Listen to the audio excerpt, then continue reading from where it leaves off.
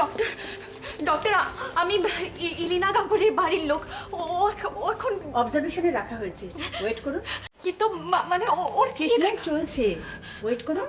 Nurse আপনাকে time to time খবর দিয়ে দেবে। ডক্টর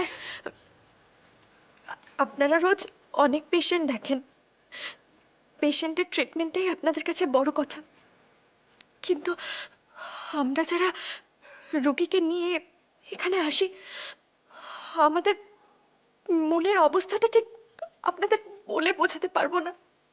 আসলে আমরা রোগীর কাছের লোক হই তো, মনের মধ্যে সবসময় একটা কিরম ভয় হয় জানেন, মনে হয় যাকে নিয়ে এসেছি তাকে আবার ফিরে পাবো তো।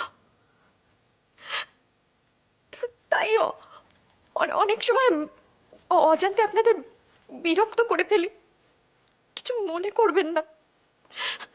আমরা শুধু আপনাদের কাছ থেকে একটু আশা, একটু ভরসা পেতে চাই। সেটা কি খুব দোষের বলুন? আপনার আবেগটা আমি বুঝতে পারছি। পেশেন্টের কি হন আপনি? আমি আমি ইলিনার বৌদি হই। I see. দেখুন, ইলিনার শরীরে প্রায় 50% বার্ন হয়েছে, এখনও আশঙ্কাজনক অবস্থায় আছে। তবে আশা রাখছি আমরা ওকে সারিয়ে তুলতে পারবো। আমি আমি কি ওকে একবার দেখতে পারি? দেখতে পারেন, ওর স্বামীও কেবিনে আছেন।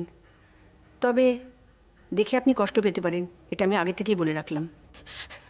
চলুন।